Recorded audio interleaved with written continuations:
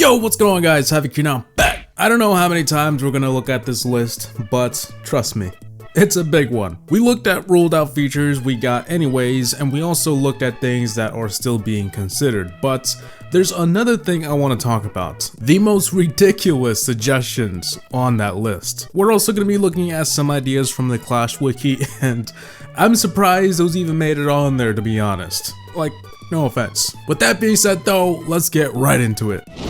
Transferring resources from the builder base to the home village or vice versa. The idea is there, but it'd be hard to balance because you can't just transfer 5 million gold to the builder base. You'd basically be rich. The economy on each base is different. Also, what would be the whole point of attacking if you could just send resources over to the builder base? Everyone knows getting loot in the builder base is slower, so nobody would attack if you could send resources over. It's one of those ideas that sounds cool, but it just wouldn't work when you start thinking about it. Like I said, maybe they could make it work if they balance the heck out of it, but I mean, realistically, no.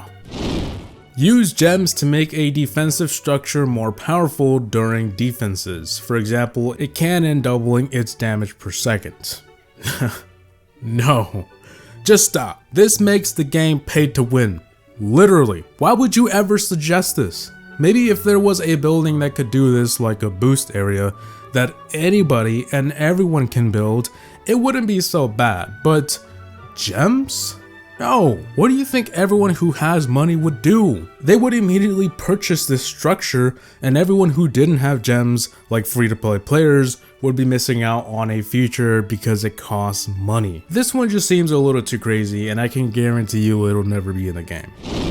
The return of old special obstacles or decorations by purchase, trade, or any other means. No. Just no. Special obstacles are rare for a reason. You have one chance to get them and never again. That's what makes them special. By allowing people to purchase them years later ruins the whole point of keeping these special obstacles around the base. If you remember, Fortnite did something similar to this. They had rare skins they said were exclusive to that season, but then those skins popped up in the shop for purchase and a lot of people were upset. So yeah. I don't think Supercell would make the same mistake, and they've already confirmed that they won't do it.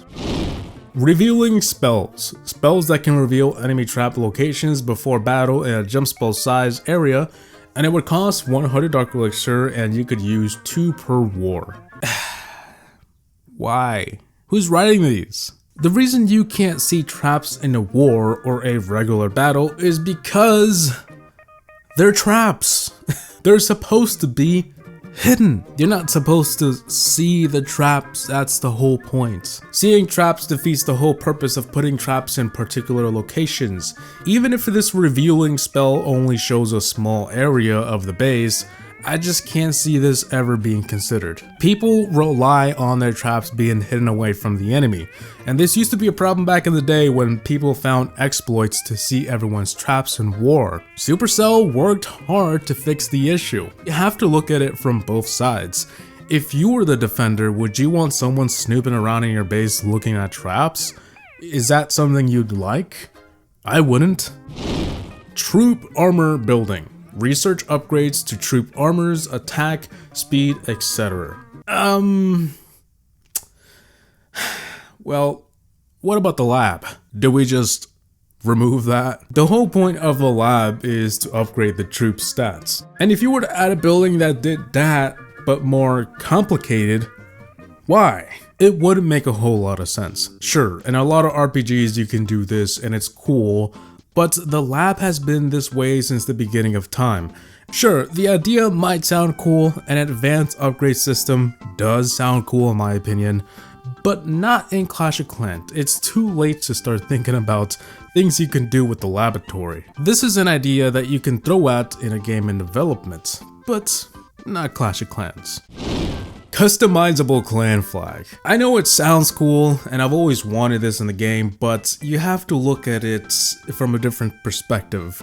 Why is it ridiculous? Well, people will create things in their own clan banner that are inappropriate. We can't have nice things like this, you know, it's the hard truth. The game is also very kid friendly, so this is a huge no. They might add more customizations down the road, but definitely not something custom that you can, you know, make of your own. It'll always be some type of preset that you have to select from because that's the safest route to take.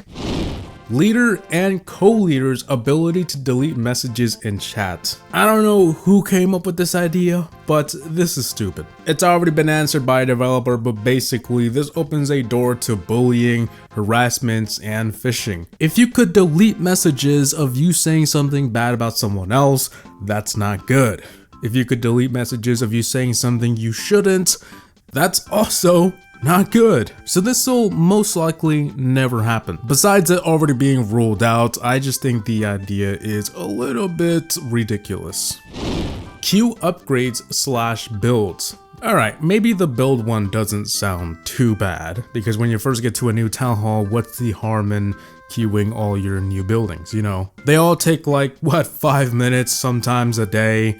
It's not a huge deal. Now, in terms of upgrades, that's a different story.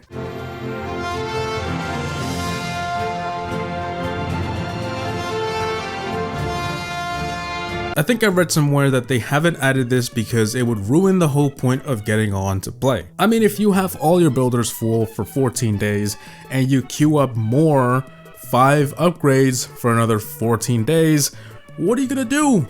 Be gone for an entire month? And I have to agree, Clash of Clans isn't meant to be one of those idle games. You know, sure, it might sound like, oh, I don't have to worry about Clash of Clans for an entire month while these builders do the work, but then again, are you really having fun? Like, you're not playing. Logging on, even if it's once a day, once a week, it's just part of the game, so not happening. Ability to camouflage or purchase camouflage. For example, make an archery tower appear as a barracks until within range. A lot of the stuff on the list sounds cool, but if they were to add this, you might just regret exactly what you asked for. This will be very annoying for attacks. If you clear out all defenses in an area as part of your attack, it should remain that way. You shouldn't have to expect some random defenses popping out of nowhere that were in disguise.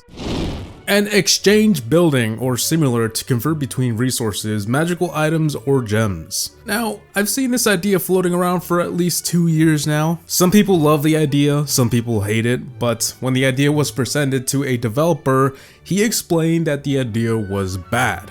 And I have to agree. I'll try and find the real post and pop it on the screen. Just when researching this, I could not find it, but I for sure remember seeing this somewhere.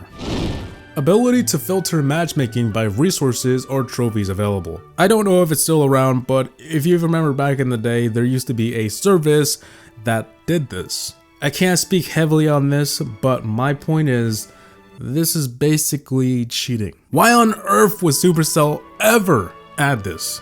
Or even consider it? I mean, that's why they created this list, I guess, because some suggestions are crazy and they have to let everyone know that, hey, great idea, but no.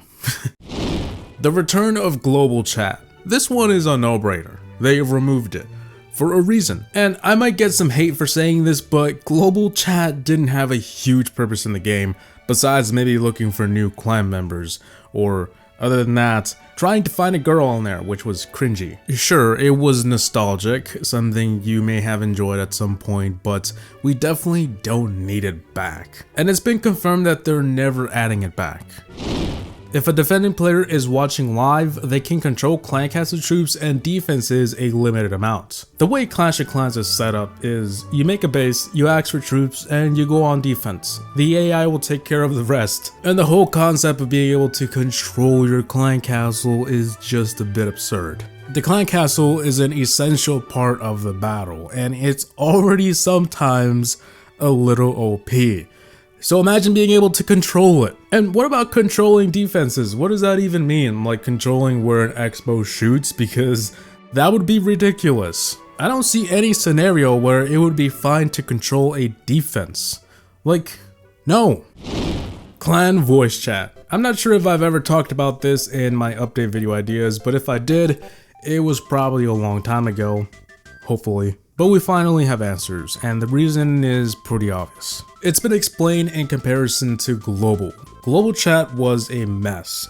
Everyone said things they weren't supposed to, people fell for scams, and some stuff I can't even mention without getting demonetized. The same thing applies to clans. Just because a clan is 50 people you may or may not know doesn't make it any safer or better than global. The only difference is that in global you knew nobody. Now imagine if you were to give people the ability to chat.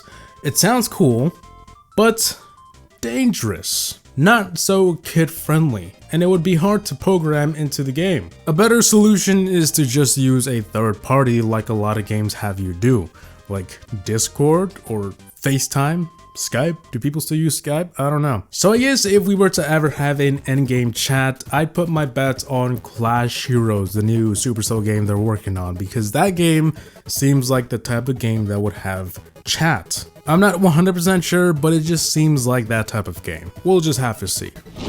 So guys, I think that should be it for today's video. Let me know what you guys think down below of these ideas. I promise, I think this is the last time I'm talking about this list, but when looking for ideas that were actually good, I came across some that were extremely ridiculous, and this is what this video is about. So I hope you guys enjoyed. Please like, comment, and subscribe, and as always, thanks for watching. Have a gaming out. Peace!